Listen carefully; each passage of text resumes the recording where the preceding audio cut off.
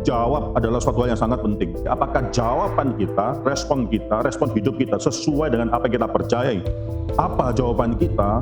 Apakah ada ilah lainnya yang kita tidak sadar kita sudah berikan dalam hidup kita? Restoration, satu revival dimulai dengan memperbaiki ibadah terlebih dahulu. Revival, satu restoration terjadi ketika kita merindukan ada satu desire, keinginan nama Tuhan itu diketahui. Yang kita adalah supaya orang dunia ini bisa mengenal siapa Allah. Suatu ibadah yang sejati bukan hanya menginginkan nama Tuhan dipermuliakan, tapi juga menginginkan supaya orang tahu bahwa kita adalah umat Tuhan. Mengikat diri kita kepada Tuhan dan kepada firman-Nya. Bagaimana kita hidup seturut dengan firman Tuhan.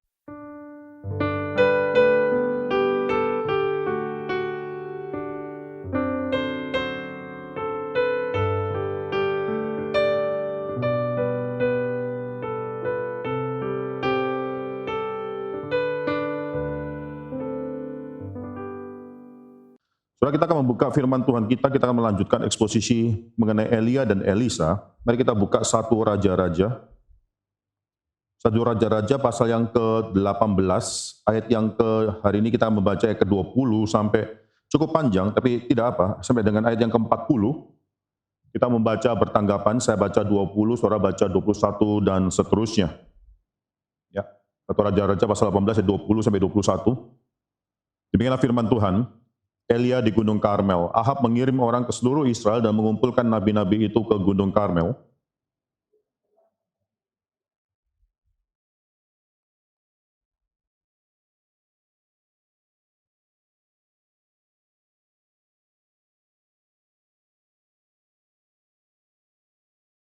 Lalu Elia berkata kepada rakyat itu, hanya aku seorang diri yang tinggal sebagai nabi Tuhan.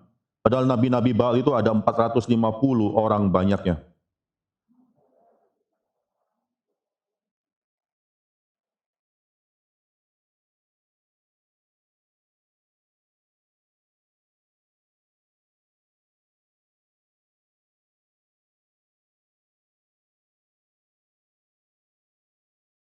Kemudian biarlah kamu memanggil nama Allahmu dan aku pun akan memanggil nama Tuhan. Maka Allah yang menjawab dengan api, dialah Allah. Seluruh rakyat menyahut katanya, baiklah demikian.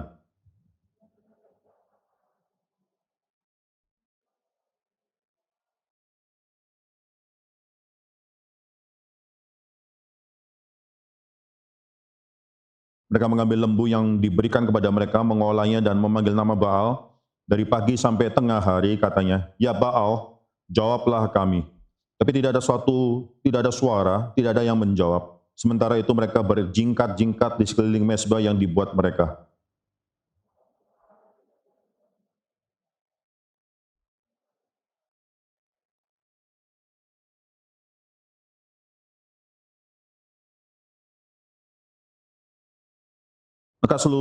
Maka mereka memanggil lebih keras serta menoreh-noreh dirinya dengan pedang dan tombak, seperti kebiasaan mereka, sehingga darah bercucuran dari tubuh mereka.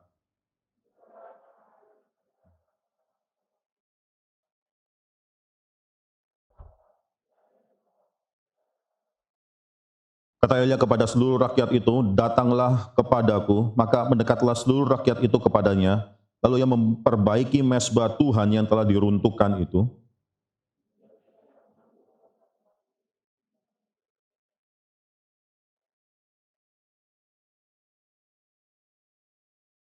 Ia mendirikan batu-batu itu menjadi mezbah demi nama Tuhan dan membuat suatu parit di sekeliling mezbah itu yang dapat memuat 2 sukat benih.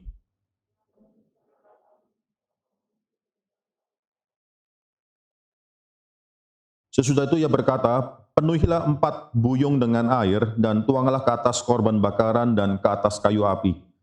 Kemudian katanya, buatlah begitu untuk kedua kalinya, dan mereka berbuat begitu untuk kedua kalinya. Kemudian katanya, buatlah begitu untuk ketiga kalinya, dan mereka berbuat begitu untuk ketiga kalinya.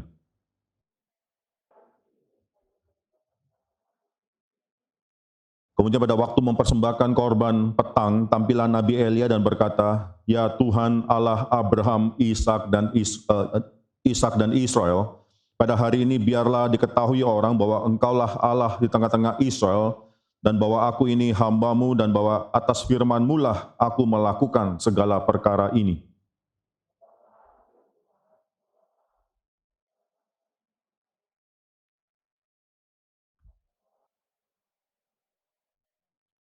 Lalu turunlah api Tuhan menyambar habis korban bakaran, kayu api, batu, dan tanah itu, bahkan air yang dalam parit itu habis dijilatnya.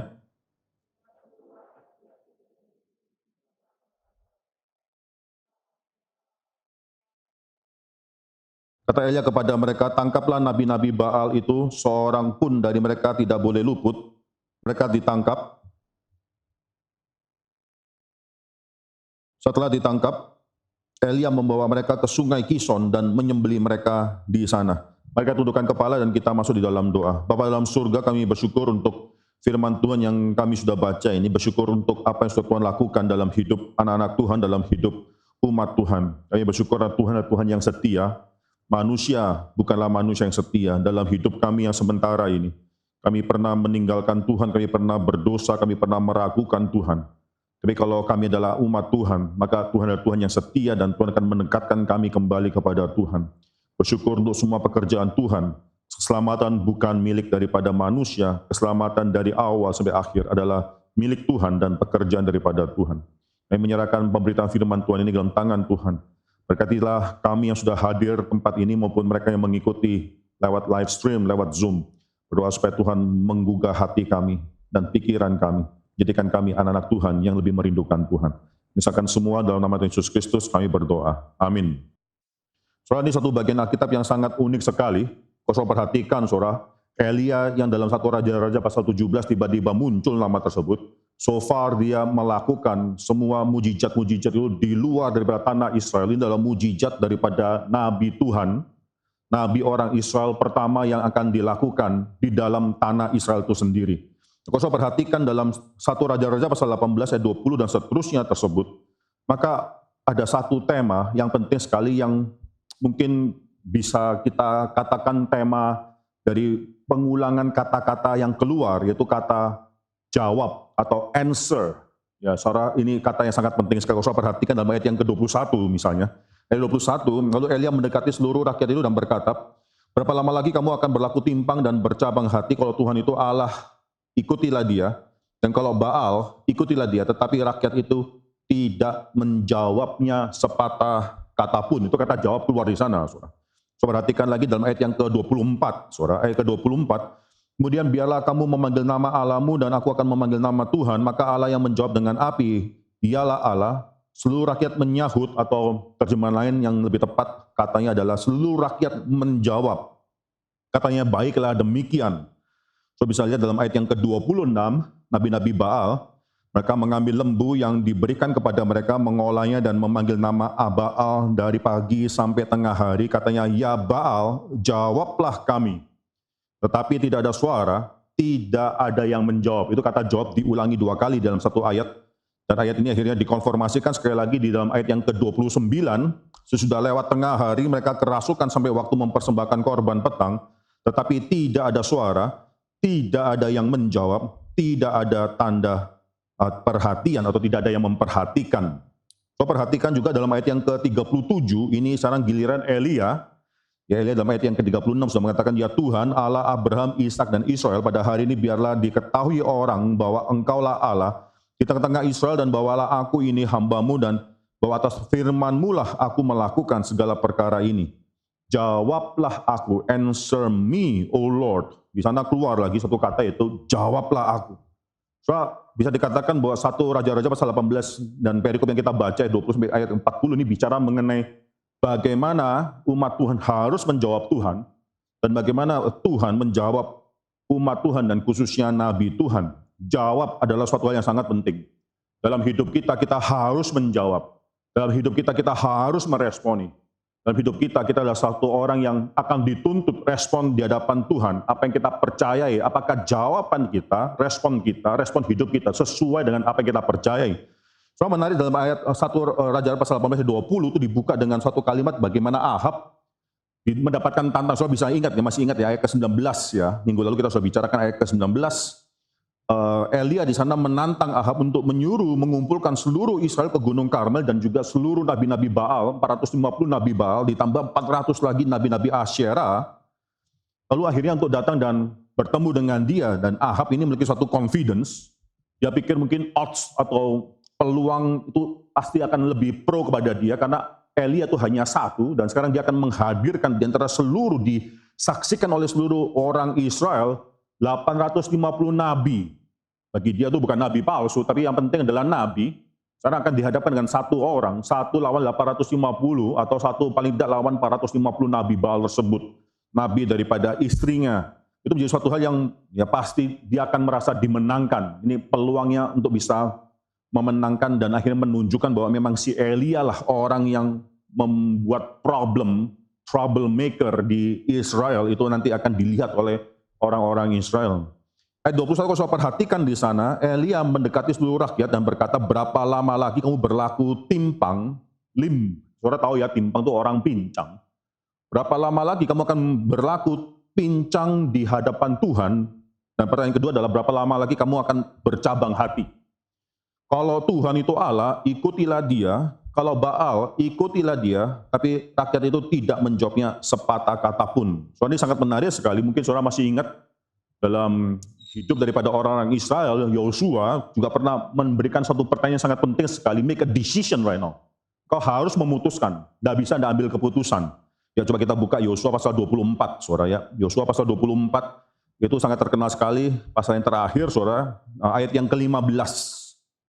Ya, ayat ke-15. Tetapi jika kamu anggap tidak baik untuk beribadah kepada Tuhan, kepada Yahweh, pilihlah pada hari ini kepada siapa kamu akan beribadah. Allah yang kepada nenek moyangmu beribadah, Allah kepadanya nenek moyangmu beribadah di seberang sungai Efrat. Itu sebelum Abraham mendapatkan panggilan tuh nenek moyang mereka beribadah kepada ilah-ilah yang palsu. Atau Allah orang Amori yang negerinya kamu diami ini.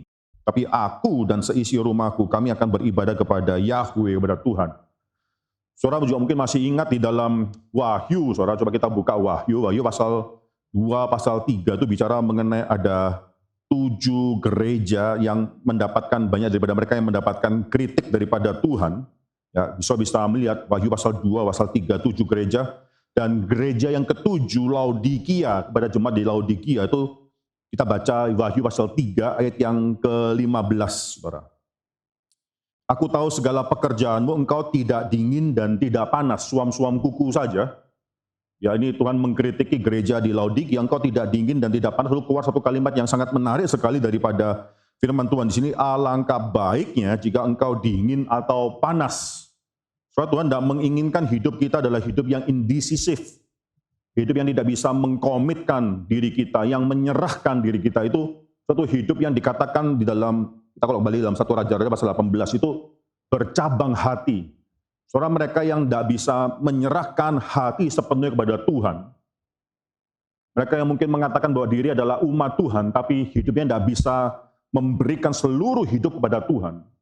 Kemungkinan besar adalah karena di dalam hidupnya ada ilah-ilah lainnya, sehingga mereka tidak bisa sepenuh hati, mereka bercabang hati, mereka tidak bisa sepenuh hati akhirnya terjun dan menyerahkan diri pada Tuhan. Ini yang terjadi pada umat Tuhan. Umat Tuhan di sana adalah umat Tuhan yang akhirnya di sana dikatakan ketika Elia sudah bertanya demikian, mereka tidak menjawabnya sepatah kata pun. Mereka tidak menjawab, tidak memberikan jawaban, karena memang mereka tidak bisa memberikan jawaban pada saat itu. Mereka tidak tahu kepada siapa mereka harus mengikut. Apakah pada nabi-nabi Baal yang mereka bisa lihat, dan nabi Baal itu adalah bukan cuma nabi yang bisa mereka lihat, tapi berkenan sangat penting sekali kepada kondisi daripada negara tersebut, yaitu kesuburan. Itu sangat penting sekali. Atau kepada Yahweh yang mereka tidak bisa lihat, saudara. Pada saat itu, saudara, ini menunjukkan suatu kondisi spiritual yang sangat menakutkan sekali di tengah-tengah orang Israel, bahwa mereka tidak bisa menjawab pertanyaan ini. Bukankah mereka sudah mengenal Yahweh lebih lama daripada nabi-nabi Baal? Bukankah orang-orang ini tahu siapa Yahweh itu, dan mereka tahu story mengenai Yahweh, bagaimana Yahweh mengikatkan diri kepada nenek moyang mereka. Tapi sekarang tiba-tiba ada ilah baru yang mungkin mereka baru kenal entah, saudara, berapa tahun. Mungkin maksimum juga mungkin 10 tahun, 20 tahun dalam hidup mereka. Saya tidak tahu berapa tahun mereka sudah mengenal Yahweh, tidak mungkin terlalu lama di sini, saudara. Tapi akhirnya mereka tidak bisa kasih jawab. So, bukankah itu yang sering terjadi dalam hidup kita, saudara? Kita ditanya, apa jawaban kita, apa yang harus kita lakukan, apa keputusan kita, apa yang akan kita berikan kepada Tuhan. Seringkali kita ragu-ragu. Saudara silakan, saudara pada saat itu, saudara silakan memperhatikan hidup. Apakah ada ilah lainnya yang kita tidak sadar kita sudah berikan dalam hidup kita, dan tidak peduli berapa lama kita tahu Tuhan, berapa lama kita sudah mendengarkan kata Tuhan tersebut. Tapi seringkali ada ilah-ilah baru yang bisa masuk dan merebut perhatian kita. Itu seringkali terjadi, saudara. Coba perhatikan di sini sangat ironis sekali, Raja Ahab memiliki conviction. Raja Ahab memiliki conviction, dia tahu bahwa sekarang satu nabi tersebut, Elia, dibandingkan dengan 450 nabi Baalnya, itu pasti dia akan kalah. Raja Ahab memiliki conviction, dan yang menarik sekali, ironis juga, yaitu nabi-nabi Baal, kita panggil nabi-nabi palsu, mereka memiliki conviction. Memiliki suatu keyakinan bahwa mereka bisa menerima challenge yang ditawarkan oleh Elia. Suatu hal yang tidak pernah mereka lakukan sebelumnya. Saya percaya tidak pernah ada miracles yang mereka lakukan. Itu adalah, ada orang yang mengatakan bahwa orang-orang percaya nabi-nabi Baal ini adalah orang-orang yang sangat naturalistik sekali, yaitu mereka mengharapkan cuma hujan turun dan seterusnya. Subur itu berdasarkan daripada apa yang terjadi di dunia ini. Tidak pernah terjadi suatu hal yang supranatural. Mereka tidak pernah melakukan suatu hal yang supranatural. Mengapa pada saat itu mereka berani menerima challenge daripada Elia? Tidak ada pengalaman sebelumnya bahwa akan terjadi sesuatu yang seperti demikian. Yaitu api turun daripada surga. Itu mereka tidak pernah lihat. Mereka lihat hujan turun dari langit, iya. Tapi api turun dan membakar korban bakaran mereka itu tidak pernah mereka alami, and yet mereka ada conviction. Nabi atau Tuhan yang mereka itu bisa melakukan hal ini. Orang yang menarik adalah umat Tuhan tidak ada conviction pada saat itu. Umat Tuhan tidak ada kepercayaan apa yang akan terjadi. Maka ketika Elia menawarkan, mari kita pakai ini, ayat 23, 24, itu satu kontes. Elia set up a contest untuk menyatakan siapa Tuhan yang benar. Karena kan ini suatu neutrality yang akhirnya orang-orang Israel, umat Tuhan mengatakan, oke, baiklah demikian, mari kita lihat siapa Tuhan yang benar. Gak ada conviction. Saudara, hidup kita kalau tanpa conviction itu sangat-sangat kasihan sekali. Hidup kita adalah hidup yang bisa memiliki conviction kalau kita benar tahu apa yang kita percayai, dan kita akhirnya tidak bercabang hati. Banyak orang yang dalam hidup ini adalah hidup yang akhirnya tidak memiliki conviction, mengikuti Tuhan dan hanya Tuhan saja. Tidak peduli yang lainnya. Saya pernah berbicara dengan seseorang, orang Kristen mengatakan diri adalah orang Kristen. Saya tanya, kamu adalah orang yang beribadah? Oh ya, saya beribadah ini dan itu. Oke, saya tanya, bagaimana dengan pacar kamu? Oh, ternyata pacarnya bukan bukan orang Kristen, bahkan adalah seorang yang Muslim. Saya katakan, itu tidak menggambarkan ibadah.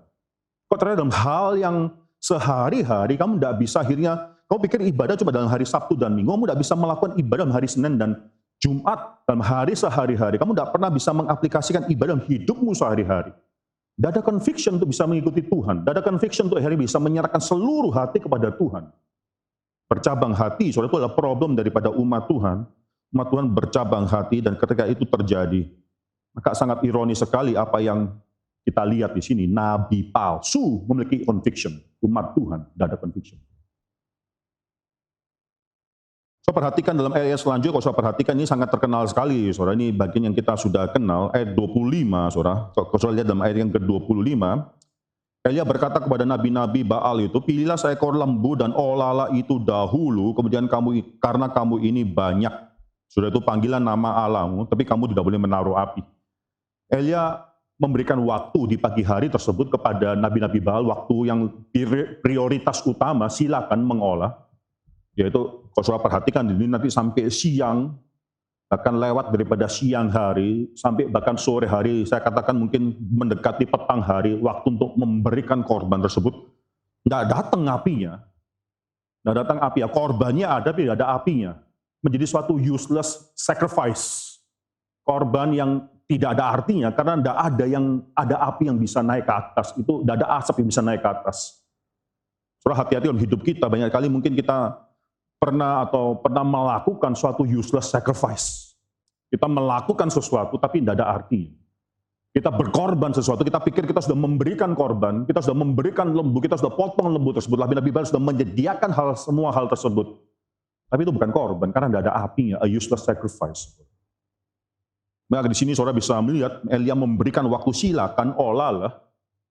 Carilah waktu, engkau demikian banyak, engkau pasti perlu waktu yang lebih banyak lagi.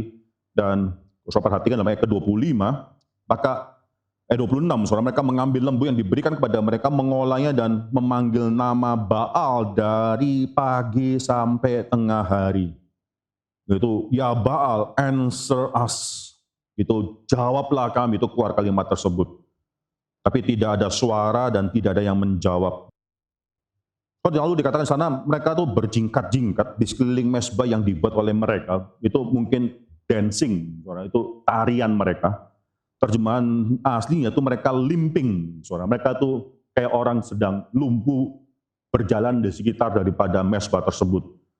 Saudara, sebenarnya apa yang mereka lakukan dalam agama mereka itu adalah suatu hal yang mungkin baik. Itu tarian yang mereka berikan kepada Tuhannya mereka. Di mata daripada Elia, apa yang mereka melakukan itu cacat, saudara.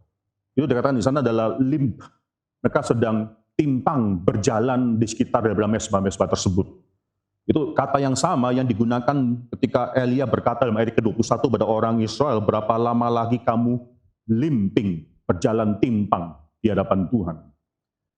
Saudara, ketika kita melakukan suatu hal yang tidak baik di hadapan Tuhan, yang memang bukan daripada Tuhan, apapun yang kita rasa baik, itu suatu hal yang sebenarnya cacat di hadapan Tuhan.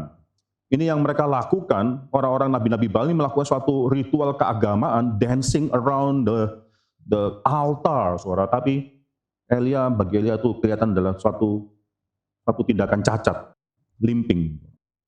Saudara bisa melihat di sini, saudara, sampai nanti pada waktu tengah hari, Elia mulai mengejek mereka, katanya, panggillah, call him louder. Saudara kalau dengar ya ini dari Elia, saudara bisa melihat ini ada satu puji-pujian yang itu bagus sekali di sana. Itu Elia menantang para nabi tersebut, call him louder, panggillah lebih keras, bukankah dia Allah?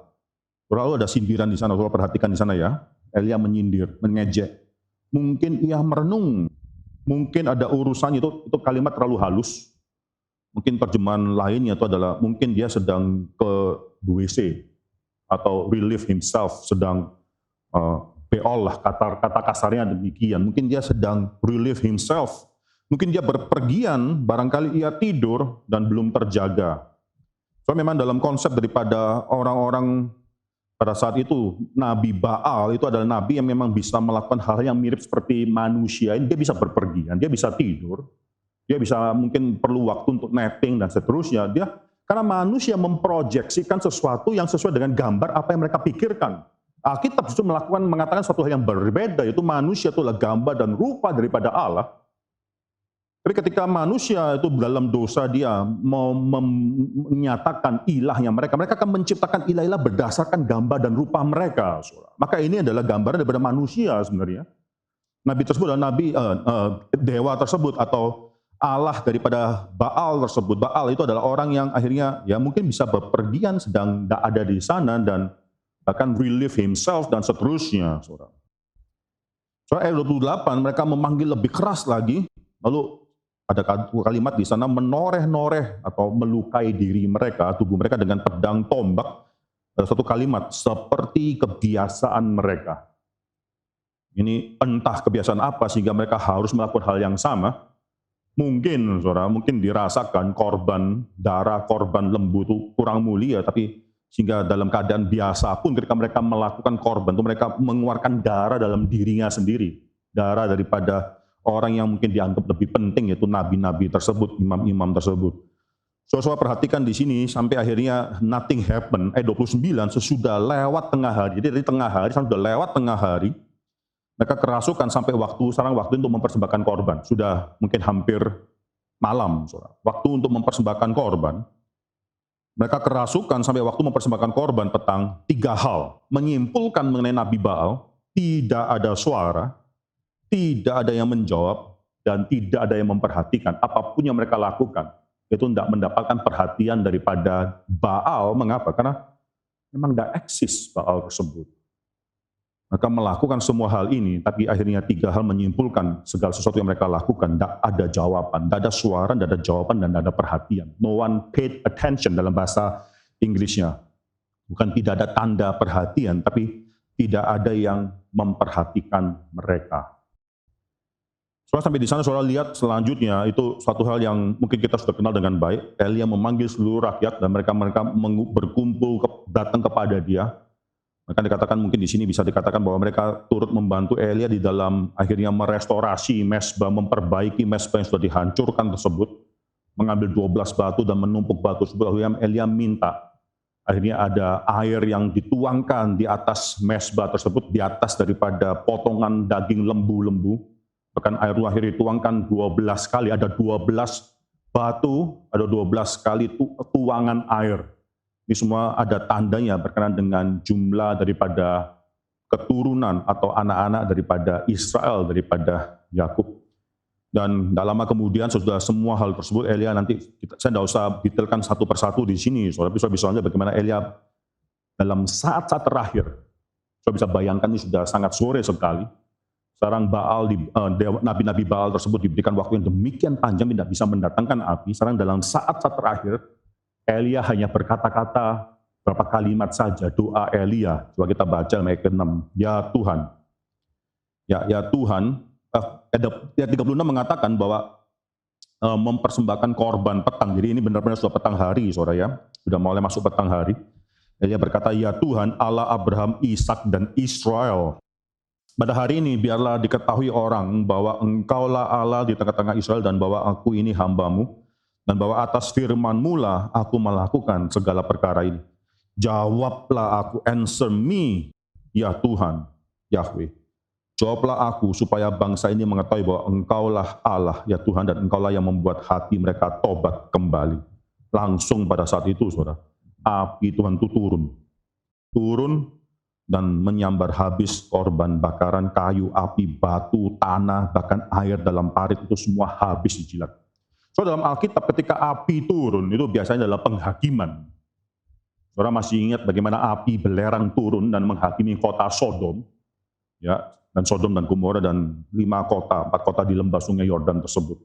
Saudara masih ingat bagaimana ketika suatu hari Tuhan Yesus ditolak, ya, lalu nanti Yohanes, saudara, itu minta supaya ada api turun dari surga untuk menghakimi orang-orang yang menolak Tuhan Yesus. Itu api penghakiman, tapi di sini api tersebut adalah api yang melakukan 2 hal, saudara, yaitu mempertobatkan orang Israel dan nanti menghakimi seluruh nabi-nabi Baal.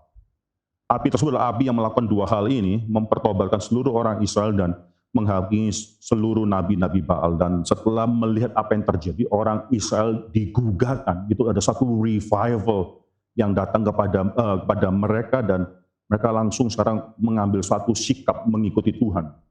Tapi apakah benar ini nanti akan terjadi terus-menerus? Mungkin enggak juga. Ya, kita akan melihat bagaimana nanti Ahab masih menjadi raja atas Israel, masih ada nabi-nabi Baal dan seterusnya. Yaitu itu menjadi sesuatu yang terus akan menggerogoti iman daripada anak-anak Tuhan. Tapi apa yang terjadi di Gunung Karmel tersebut adalah mereka akhirnya memberikan diri mereka kepada Tuhan dan mengambil keputusan Tuhan dan Tuhan yang benar. Langsung mereka akhirnya dikatakan di sana, Elia membawa seluruh nabi-nabi Baal tersebut dan akhirnya menyembelih mereka. Ini yang dilakukan oleh Isabel kepada nabi-nabi Tuhan, memotong. Di sana Elia juga memotong nabi-nabi Baal. Satu yang mengerikan, satu gambar yang mengerikan, saudara. Ayat selanjutnya saya tadi tidak baca, saudara, kita tidak baca, yaitu akhirnya Tuhan memberikan hujan. Tuhan memberikan hujan setelah 3,5 tahun, Tuhan tidak memberikan hujan, bahkan embun kepada orang Israel, pada bangsa Israel. Sekarang Tuhan memberikan hujan di sana. Saudara, ini satu hal yang menarik sekali, bagaimana Tuhan merestorasi tanah, terus dan memberikan berkat Tuhan itu. Hujan seringkali dikatakan sebagai berkat daripada Tuhan yang turun kepada umat Tuhan. Saudara, saya mau menutup perikop ini dengan mengatakan 5 tanda suatu pertobatan yang sejati. Ada 5 hal yang harus kita tahu sebagai umat Tuhan. Yang pertama, saudara, satu restoration itu dimulai dengan memperbaiki ibadah. Saudara, ketika kita berdosa itu pasti ibadah kita terdampak. Ya, saudara bisa melihat di sana bagaimana mezbah itu sudah dihancurkan, mezbah Tuhan sudah dihancurkan. Orang-orang Israel sudah meninggalkan ibadah yang sejati, tapi ini kembali restoration, satu revival dimulai dengan memperbaiki ibadah terlebih dahulu. Itu harus dikerjakan, sehingga ini yang dilakukan oleh Elia. Dia bukan hanya mendirikan dengan batu-batu sebagai suatu tanda. Dan dia memperbaiki mezbah yang sudah pernah dihancurkan tersebut. Mezbah Tuhan itu yang telah diruntuhkan, akhirnya diperbaiki. Dan bagian daripada memperbaiki ibadah tersebut, merestorasi ibadah adalah yang menarik di sini Elia mengambil 12 batu, saudara. Ya, ayat yang ke-31, kemudian Elia mengambil 12 batu menurut jumlah suku keturunan Yakub, Israel. Karena kepada Yakub ini telah datang firman Tuhan, engkau akan bernama Israel. Saudara, mengapa 12 batu? Memang kita tahu itu adalah jumlah daripada suku Israel, tapi Elia ini sedang di tanah Israel Utara. Sana 10 suku yang penting.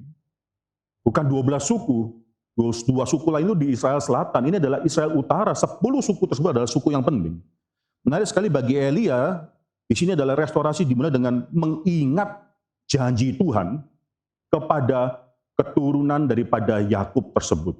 Tuhan menjanjikan berkat kepada 12 suku, walaupun Elia adalah nabi daripada 10 suku di Israel Utara tersebut. Tapi pada saat dia mengatakan diri dia adalah nabinya Tuhan, dia setia kepada janjinya Tuhan. Dia setia kepada covenant yang Tuhan sudah berikan, dan dia membawa 10 suku tersebut. Kalau engkau mau bertobat, engkau mengingat kembali Tuhan, ingatlah Tuhan yang sudah berjanji pada nenek moyang kita. Tuhan itu adalah Tuhan atas 12 suku, bukan cuma 10 suku. Restorasi dimulai dengan mengerti bagaimana Tuhan itu sudah adalah Tuhan yang melakukan perjanjian, mengingat kembali perjanjian Tuhan. Ini menarik sekali, saudara. Elia mengumpulkan bukan 10 batu, tapi 12 batu untuk mengingatkan seluruh 10 suku Israel tersebut untuk mengenal kepada covenant atau perjanjian yang Tuhan sudah pernah berikan.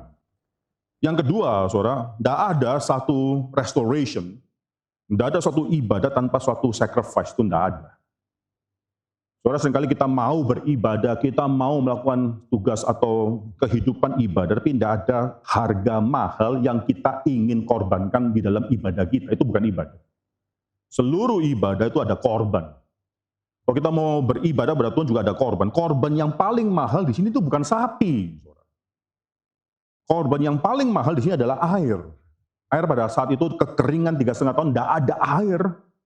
Ini mengherankan, mengagetkan sekali mereka bisa mendapatkan air, 12 gayung tersebut, tapi lebih daripada itu mengherankan sekali mereka yang orang-orang yang tadinya tidak bisa menetapkan hati tersebut. Mereka akhirnya mencurahkan air tersebut, 12 gayung tersebut, sampai akhirnya parit sekitar daripada mezbah tersebut itu sampai banjir air. Itu korban yang paling besar, itu adalah air pada saat itu, bukan si lembu tapi air. Saudara, saya lihat ya dalam ayat yang ke-35, kalau saudara lihat dalam ayat ke-35 di sana, bahkan dikatakan di sana air itu mengalir sekeliling mezbah, bahkan parit itu pun penuh dengan air. Itu hal yang kedua. Ada sacrifice, a worthy sacrifice yang harus kita berikan ketika kita mau melakukan ibadah yang sejati di hadapan Tuhan. Ketiga, saudara, saya katakan di sini dari ayat yang ada 3 hal yang kita bisa pelajari dari ayat yang ke-36, doa daripada Elia tersebut, ya Tuhan Allah Abraham, Ishak dan Israel, pada hari ini biarlah diketahui orang bahwa engkaulah Allah di tengah-tengah Israel dan bahwa aku ini hambamu, dan bahwa atas firman-Mu lah aku melakukan segala perkara ini. 3 hal. Yang pertama, saudara, kita bisa katakan yang ketiga, ya, saudara, ini pertobatan. Itu pertobatan atau suatu revival, satu restoration terjadi ketika kita merindukan ada satu desire, keinginan, nama Tuhan itu diketahui. Perhatikan di sini doa daripada Elia, ya Tuhan Allah Abraham, Ishak dan Israel, pada hari ini biarlah diketahui orang bahwa engkaulah Allah di tengah-tengah Israel. Kita merindukan hal itu terjadi. Kita bukan cuma merindukan saya bisa beribadah dengan baik setiap hari Minggu, enggak, kita merindukan supaya nanti, yaitu doa daripada Bapa kami, thy will be done, itu benar-benar terjadi tengah-tengah daripada dunia ini. Yaitu benar-benar orang-orang itu akhirnya bisa melihat siapa Tuhan. Itu harus ada. Saudara bisa lakukan ini dengan mengabarkan Injil. Tidak ada orang yang benar-benar beribadah yang tidak suka mengabarkan Injil atau malas mengabarkan Injil. Saudara merindukan bukan supaya orang itu selamat, tapi supaya nama Tuhan itu bisa dinyatakan di tengah-tengah masyarakat. Supaya orang itu bisa mengenal Tuhan. Supaya objek pengabaran Injil kita, orang itu bisa akhirnya mengenal Tuhan yang sejati dalam hidup mereka. Bukan supaya dia diselamatkan, itu dampak daripada pengenalan dia kepada Tuhan, tapi supaya nama Tuhan itu dikenal. Saudara perhatikan doa daripada Elia. Elia bukan mengatakan, ya Tuhan Allah Abraham, Ishak dan Israel, pada hari ini biarlah mereka bisa mengenal Tuhan dan akhirnya mendapatkan keselamatan. Enggak, bukan itu doa daripada Elia, tapi doa Elia, desire daripada Elia adalah supaya hari ini biarlah diketahui orang bahwa Engkaulah Allah tengah-tengah mereka. Itu kerinduan kita. Kerinduan kita adalah supaya orang dunia ini bisa mengenal siapa Allah. Itu yang ketiga. Yang keempat, saudara, dari bagian yang kedua, bukan cuma desire supaya Tuhan itu diketahui, tapi mereka yang beribadah selain menginginkan Tuhan diketahui oleh orang dunia, juga menginginkan mereka sendiri, orang percaya, diketahui sebagai hamba Tuhan. Perhatikan doa daripada Elia, ya Tuhan Allah Abraham, Ishak dan Israel, pada hari ini biarlah diketahui orang Israel bahwa Engkaulah Allah tengah-tengah mereka, tengah-tengah Israel, dan bahwa aku ini hambamu. Itu doa yang penting yang harus dimiliki. Seberapa kita merindukan supaya orang lain tahu siapa diri kita. Seberapa kita merindukan supaya orang lain mengetahui siapa identitas kita, siapa sebenarnya kita. Kita bukan cuma ingin Tuhan dipermuliakan saja, tapi kerinduan kita adalah juga orang lain melihat bahwa kita itu benar adalah hamba Tuhan. Wah, itu tuntutannya lebih tinggi lagi. Seringkali kita mencoba merindukan nama Tuhan dipermuliakan, tapi kalau bisa ditanya di tempat kerja kita sembunyi. Kita sembunyi dan kita tidak kasih tahu siapa kita. Bahkan mungkin kita malu kasih tahu siapa diri kita. Seringkali kita malu mengatakan bahwa saya adalah orang umat Tuhan. Saya adalah orang yang percaya kepada Tuhan. Kita seringkali malu bahwa kita mengatakan bahwa saya adalah orang di dalam zaman yang modern khususnya. Kita seringkali malu mengatakan bahwa saya adalah orang yang percaya kepada kematian dan khususnya kebangkitan daripada Yesus Kristus. Kita malu kepada orang dunia. Tidak demikian, saudara. Suatu ibadah yang sejati bukan hanya menginginkan nama Tuhan dipermuliakan, tapi juga menginginkan supaya orang tahu bahwa kita adalah umat Tuhan. Kita adalah hamba Tuhan. Coba kita perhatikan diri kita, saudara. Ya, kita perhatikan diri kita. Ada enggak desire supaya orang tahu relasi kita dengan Tuhan itu apa? Ada enggak desire supaya kita ingin orang bukan cuma tahu siapa Tuhan, tapi siapa diri kita, hamba Tuhan. Dan yang terakhir, saudara, saya katakan yang terakhir di sini dari doa daripada Elia, suatu ibadah yang sejati itu tidak mungkin keluar daripada firman Tuhan. Tuhan yang memfirmankan, Tuhan yang menyuruh Elia untuk berhadapan atau bertemu dengan Ahab. Kalau Tuhan tidak melakukan hal itu, tidak berkata kepada Elia semacam demikian, Elia tidak pernah bertemu dengan Ahab, tidak akan bertemu dengan Ahab. Tidak perlu ada suatu pertempuran di Gunung Karmel semacam demikian. Perhatikan doa daripada Elia, ya Tuhan Allah Abraham, Ishak dan Israel, pada hari ini biarlah diketahui orang bahwa satu, Engkaulah Allah tengah-tengah Israel. Dua, bahwa aku ini hambamu. Tidak sampai di sana. Ketiga, bahwa atas firman-Mu lah aku melakukan segala perkara ini.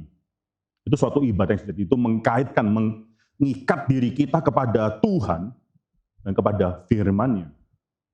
Sehingga orang tahu bahwa apapun yang kita lakukan, pergumulan hidup kita, bahkan mungkin semua hal yang joy, ada mungkin kesedihan, atau tapi juga overcoming grief dan seterusnya, itu semua adalah karena firman Tuhan. Kita melakukan semua itu hanya karena apa yang Alkitab katakan, firman Tuhan katakan. Kita tidak melakukan lebih daripada itu, saudara.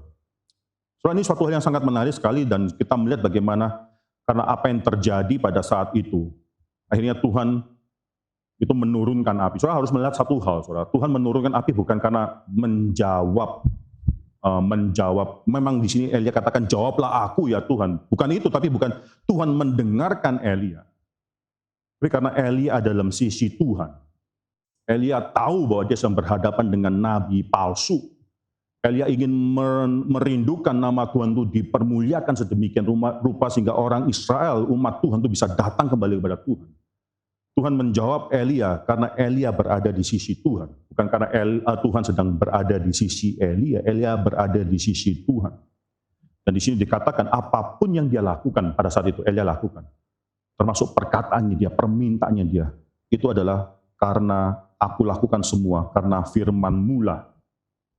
Itu alasan daripada Elia. Karena firman-Mu lah aku melakukan segala perkara ini. Mari kita menjadi gereja Tuhan yang diingatkan sekali lagi atas panggilan kita untuk merestorasi ibadah kita. Sudahkah kita menjadi orang yang akhirnya ibadah itu diperbaiki? Jangan menjadi orang Kristen, anak Tuhan yang merasakan bahwa ibadah itu hanya dikukung pada hari Minggu, Sabtu, Minggu saja, tapi hari sehari-hari kita. Bagaimana kesaksian kita di tengah-tengah dunia ini. Bagaimana kita hidup seturut dengan firman Tuhan. Bagaimana kita akhirnya memberikan banyak sekali mungkin pengorbanan-pengorbanan bagi Tuhan yang kita sembah ini. Itu semua menunjukkan bagaimana conviction kita, ibadah kita kepada Tuhan. Mari kita tundukkan kepala dan kita berdoa. Bapa dalam surga, kami menyerahkan firman Tuhan ini dalam tangan Tuhan. Bersyukur ya Tuhan, karena Tuhan adalah Tuhan yang bekerja di tengah-tengah umat Tuhan. Kami mengakui bahwa kami seringkali suam-suam kuku, kami seringkali akhirnya bercabang hati juga. Banyak hal dalam dunia ini yang mungkin mengambil porsi ibadah kami, mengambil porsi kami memberikan diri kami kepada Tuhan. Kami berdoa ya Tuhan, kami menyerahkan diri kami sekali lagi. Berikanlah kepada kami suatu ibadah yang sejati. Banyak yang harus kami pelajari, baik diri kami, pasangan kami, maupun anak-anak kami. Kami perlu belajar daripada apa yang terjadi dalam hidup anak-anak Tuhan. Khususnya di sini, bagaimana Tuhan mempertobatkan mereka, membawa mereka kembali kepada Tuhan. Kami menyerahkan hati kami dalam tangan Tuhan. Pertobatkanlah kami juga, kalau memang dalam hidup kami seringkali kami belum melakukan ibadah yang tuntas kepada Tuhan. Pertobatkanlah hidup daripada keluarga kami, daripada anak-anak keturunan kami. Misalkan hidup kami dalam tangan Tuhan. Dalam nama Tuhan Yesus Kristus kami berdoa mengucap syukur. Amin.